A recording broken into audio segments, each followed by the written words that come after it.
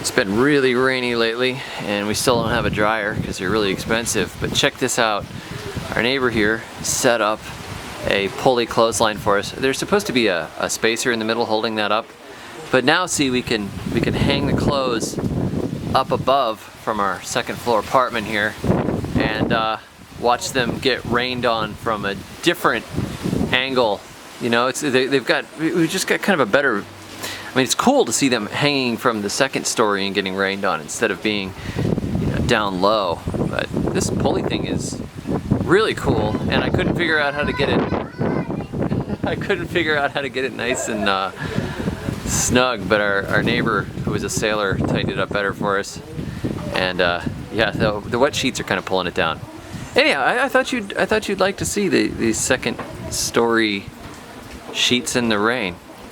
Have a good week.